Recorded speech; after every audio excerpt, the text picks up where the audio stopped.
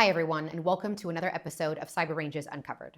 Today, we're digging into virtualized cybersecurity training and secure infrastructure for federal agencies. Joining me is Varner, Director of Engineering at IMPRES Technology Solutions, a veteran-led federal IT integrator known for delivering high-impact solutions across the DoD and civilian sectors. My name is Varner. I am a retired Chief Warrant Officer from the Marine Corps. I've gone from the Marine Corps team to an enterprise solutions role to now the Director of Engineering, where I support the entire company, all of our DoD and our civilian sector agencies as well. Aaron, you've worked extensively across both military and federal sectors. I'm curious, what inspired your passion for solving complex problems in cybersecurity training and communications? Oh man, just experience over 20 plus years of actually wearing the uniform, experience what service members and our federal employees experience on a day-to-day.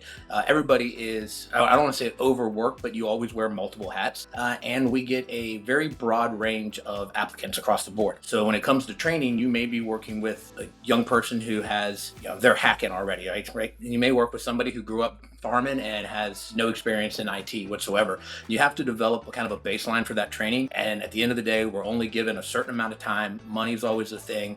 The big machine is expected to keep on moving. So how do we get better at training, especially as everything gets more advanced and we have more reliability on IP and cyber technology? It's more efficient training. It's standardized in the training. Well, and I think that's a very interesting point, because I would argue, and I think many people would argue, that's where IMPRES actually gets its reputation, from blending both the technical depth with the mission focus, right? That background that you have that comes also with IMPRES Technology Solutions is part of what kind of sets what you guys do apart. So on that note, how would you describe IMPRES's role in modern federal IT and cyber infrastructure?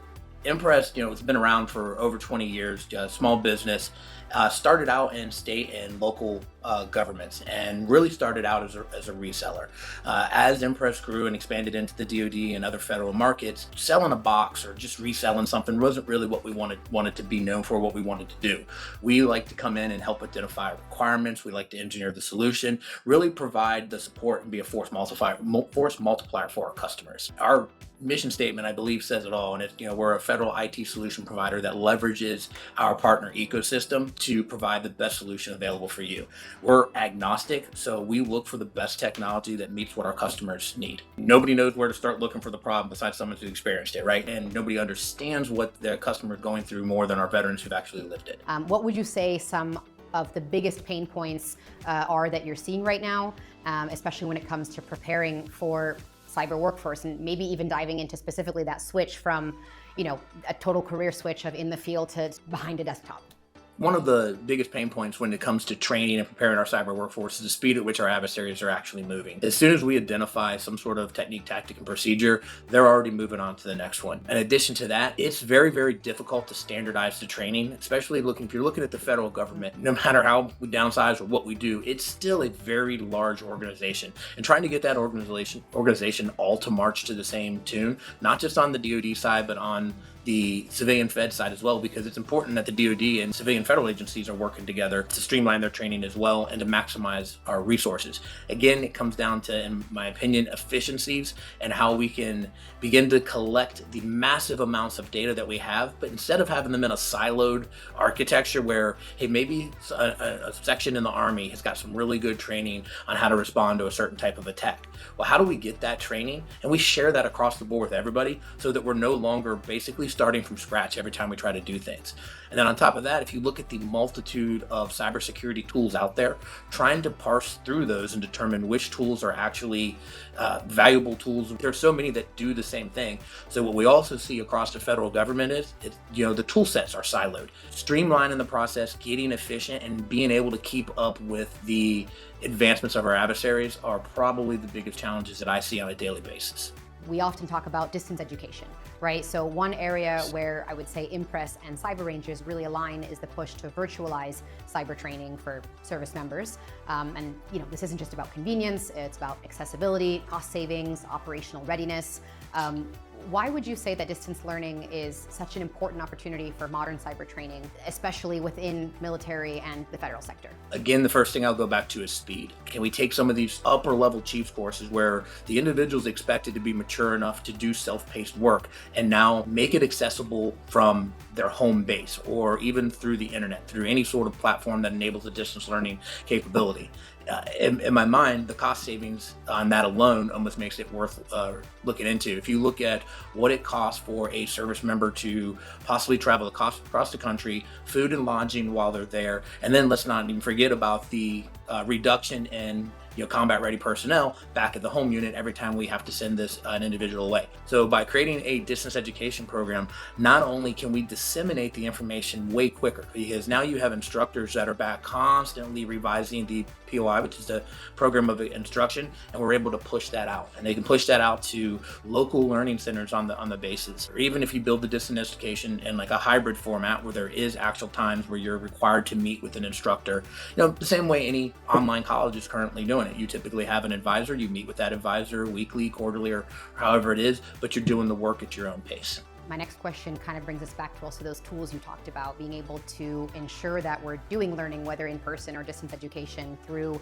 the proper methods that allow everyone to train up to speed and on the latest. I'm curious if you could shed some light on what a platform like CyberRange's, the kind of role it plays in enabling that shift.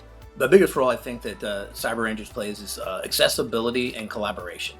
You have to have a platform that can traverse multiple locations, enabling multiple not only individuals, but in my beautiful, perfect dream, different branches of government, different services, being able to collaborate. As I mentioned earlier, you could have a class that the Army has put together that is just amazing, but they're only training one aspect of our federal force, right? So how do we get that information? How do we share that information? So as the branch is reviewing their POI, you can look at, hey, what's the Marine Corps doing? What's the Navy doing? What's the Air Force doing? Hey, what's the FBI doing?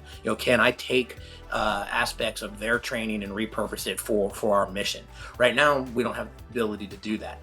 And then of course, accessibility, having that accessibility to where I don't have to send individuals to a centralized location to train. It has to be accessible from anywhere, and it has to be built on an infrastructure that supports the bandwidth requirements of said platform. Ranges in the cyber environment have been around forever. It's only been in the last several years that networking technology and processing technology has actually caught up with the ability to make them a little more realistic. It's not uncommon for people in the industry to jump from one agency to another, to need to then also cross-train, and so to ensure that people within the industry are prepared for those promotions, those next roles, being able to have that skill and that cyber training, behind them between role to role, I think it's a big idea, and it's a powerful one, and it's one that is being addressed, but arguably not enough as of today. And I know that IMPRES is also, trying to be leading the charge behind that. So I'd love to touch on that. What impact do you think a unified, persistent CyberRange platform or approach and services and training can have on Cyberforce development? I think the impact would be tremendous. One of the things that you mentioned is, in industry, people tend to move. That's the same within the federal government, the same, on the outside, especially within the military. Our service members move every, 2 to 3 years. In federal agencies, it's not uncommon for, as obviously people want to get promoted and move up. So one of the gaps that this can help address is the fact that when an individual PCSs, gets a permanent change of station orders, you don't know what's coming in as far as their level of training and what they've done. If we can standardize and really use a more efficient training method that's available across multiple platforms, or one platform across multiple locations, not only do you have a method for testing the knowledge, so that individual coming in, what level they are and where you may need to apply some direction and some assistance to them, but you also have a baseline now that we don't currently have. What would you say it would take to build that kind of compliance or let's say joint capability across DoD and civilian agencies? Is that possible? If so, how could we tackle that? It definitely is possible. Now, I would not say easy. It's a massive undertaking, but there's a term that Marines especially love to use, and it's centralized management, decentralized execution. Right? Too many times when we're trying to build a system that can be utilized across multiple branches of government, multiple services, we try to hold all of the keys in one location because we're afraid that if we start giving people permissions here to do this, that is going to go off the rails. What I see is the way ahead for this is a centralized plan, and then almost like a catalog of how that you can go about utilizing this training platform. We can literally take the range, put it into a smaller man carryable portable type system that can go to the field. It can be something that can be issued, controlled at a central level for a organization, and then issued down when classes are needed to be taught. Using a platform like Cyber Ranges and enabling them not only to go down to a formal learning center to get access to some of the satellite campuses to get access, but taking it down to the individual unit level, the individual organization level is really what I see is a lot of the benefit. And then here's the beauty of what Cyber Rangers does. They don't lock any of the training, like saying, hey, you can't edit this. So you may find a training on how to mitigate a phishing attack that you really like but you want to customize it to your organization and your mission. You can do that. But now instead of starting from scratch, you actually have a baseline to utilize. And again, I'm not by any means saying it would be easy, but I'm saying it's definitely doable. I think that also brings up the concept of digital twins, right? So Yes. I'd love to touch on that a little bit. So digital twins, virtual replicas of operational environments that allow for this kind of testing, simulation, and experimentation without having to disrupt live systems. What exactly is a digital twin, for those who might not know, and why is that so valuable? So digital twin is nothing more than like a virtualized copy of your production infrastructure. I do not know of a single DoD or government agency that has a complete build out development or lab environment that mimics their production environment down to the most minute detail. The main purpose for this is it's a lot of extra equipment. If you have a massive enterprise environment out there, you're not buying millions of dollars of lab equipment to test patching, to test scenarios on, and so on and so forth. So very few organizations, especially within the DoD, have a test or development environment. So once again, this is where Cyber Ranges come into play. Is you can buy one set of equipment and then you can virtualize your entire infrastructure. Operation and maintenance of our networks is extremely important. Yeah, and sometimes we're like, oh, we're too busy to have this shutdown. No, that's not the way this works. Our adversaries are not too busy to continuously be attacking us and trying to find exploits. So we must constantly be working to improve. Well, how do I test these improvements if I don't have a dev environment? And then, God forbid, we test it in a insufficient dev environment, and now I have downtime, and now I've actually opened up an avenue of approach for one of our adversaries. One challenge we hear often is that cyber TTPs, tactics, techniques, and procedures vary significantly between branches and agencies, which makes collaboration and readiness often difficult. How can we help standardize cyber training and operational knowledge across federal communities? In my head, policy and a platform that enables you to enact that policy is how we would do it. I take something as simple as a SIEM solution, so security incident event monitoring. There are multiple solutions out there. How do we, determine which one we want to be using as federal government? And I'm definitely not advocating that the entire federal government has to choose one and only one, because as I mentioned before, everybody's missions are different and what works for one may not always work for the other. But I do believe there should be some sort of standard application for those multiple SIEMs. I feel like I have this saying that I use all the time, and is we spend so much time being unorganized because we're too busy to get organized. And I believe Cyber Ranges is where that can start. If we have a platform that is accessible to everybody, where we can start to advertise, not only advertise, but let people know, hey, this is the approved platform. This is what we want you to use. Go out there, utilize it. And we don't only want you to use it, I want you to be a contributor. And it's really hard to build something by yourself that satisfies everybody's requirements. So something like Cyber Ranges now becomes collaborative. Now, with something like that being collaborative, though, there also needs to be like a QC aspect of it. There needs to be someone that's actually going out there looking and vetting and verifying this training.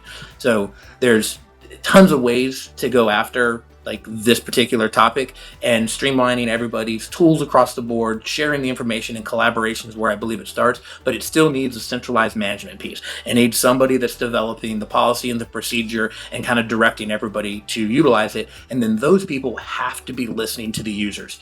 Absolutely. You bring up a lot of really interesting points, from collaboration to quality control. So do you see a specific role for industry in helping more unified TTP development? Oh, I have one for you right out of the gate, and that's an advisor role. As being in industry, I don't want to take over anything from the federal government. What I want to do is I want to supplement their workforce and help them. As I mentioned earlier, I know guys throughout the federal government, guys and gals, that are super smart. I mean, they are doing more with less than anybody that you'll ever meet. It's amazing. In 20 some years in the Marine Corps, we never did an exercise that we didn't get to comms up. Now, I don't know how, because sometimes I look back at it and I think to myself, man, we were kind of chasing our tail on this one. So in my opinion, an advisor role from industry and how we support this and working hand in hand. Again, I look at my job, especially for working for a solution provider, is to be a force multiplier for all of our customers. We want to be able to do is I want to get federal agencies and units within the DoD to be able to focus on their primary mission. If you're a hospital, I don't want you focusing on the cyber stuff. We're going to advise, we're going to train, and we're going to get you to a point where you can focus on patient care. If you're, and I know this isn't a popular one, the IRS, hey, go focus on tax code. You don't need to be building out cybersecurity, suites and so on and so forth, because we have a centralized managed plan that says this is how we're going to train our personnel, and we're going to train to a standard. You also mentioned earlier briefly on how advanced things have come, how much more rapid everything is evolving. What would you say some of the trends or challenges are that you see shaping the future of cyber training and operational readiness? All right, I'm gonna start with the flavor of the month, and we'll go with AI. Adding AI and what AI is enabling people to do now is amazing. To be able to incorporate AI into our training to, again, we've talked about how do you get better without adding more people, without spending a ton of money. You got to get more efficient. And AI right now, one of the primary use cases for it is efficiency. How do I take something that used to take a bunch of people to do and now make it where one person can do? So as we talk about these systems and how do you centrally manage them, I believe AI has a big play in how we manage something along these lines. After, of course, AI, one of the other big buzzwords or buzz phrases that are out there right now that's coming down is zero trust architectures. Getting everyone to understand that the old defense in depth methodology, where we assume that the attacker is on the outside of our network, so we build a defense in depth perimeter, is gone. With zero trust, we start assuming the attacker he's already in. So how do I now defend against that? How do we protect against lateral movement? How do we minimize the damage when an attacker's in? Those are two. I could probably keep going on and nerd out on that for a while, but that's two that I'll give you right off the top of my head that can easily be incorporated into the topics that we're talking about right now, and that I believe are really going to drive what we're doing as far as future in cybersecurity. Definitely, they are hot topics, but they're hot topics for a reason. So it's not the first time I'm having this conversation with other people in the industry where, especially AI comes up, also lateral movements and all that. It's everywhere. And that wraps up this episode of Cyber Ranges Uncovered. A big thank you to Aaron for joining us and sharing his perspective on where federal cyber training needs to go next. Be sure to follow Cyber Ranges on LinkedIn and subscribe to catch more expert discussions like this one. Thanks for watching. Stay tuned.